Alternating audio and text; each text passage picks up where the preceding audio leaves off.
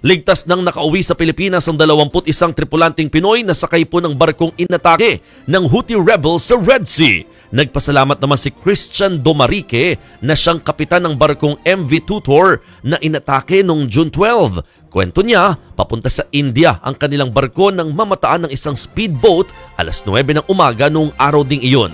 Inakala raw nilang fishing boat ito dahil may nakita silang tao. Pero nang makalapit sa kanilang barko, nadiskubre nilang dami ang mga ito. Pagdikit sa kanila ay sumabog ang bangka. Nabingi raw sila sa lakas ng pagsabog. Bandang alauna naman ng hapon, inatake sila ng drone. Nang bilangin ng mga sakay ng barko, doon nila na lamang nawawala ang isang tripulante sa engine room. Tiniyak ng Department of Migrant Workers ang pagsasagawa ng search operation sa nawawalang tripulanteng Pinoy. Bagamat ligtas na, trauma naman ang inabot ng mga tripulanteng Pinoy. Isinailalim na sila sa medical examination. Nakatanggap din daw ang bawat isa sa kanila ng tulong pinansyal na higit 200,000 pesos.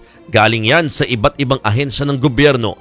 Ito na ang ika-4 na pag-atake sa mga barkong lula ng mga tripulanteng Pilipino sa Red Sea mula noong November 2023. Una na riyan ang MV Galaxy kung saan 17 Pinoy crew ang nabihag. Ang mga pag-atake ng Houthi rebels sa mga barkong dumaraan sa Red Sea ay bilang pagsuporta nila sa Palestine sa gitna ng bakbakan ng Israel at Hamas. Kasunod naman ng insidente, pinag-aaralan ng Department of Migrant Workers kung kailangan ba ng total deployment ban sa mga barkong daraan sa Red Sea. Sa ngayon, may direktiba sa mga ship owner na iiwas sa Red Sea ang ruta ng kanilang mga barko.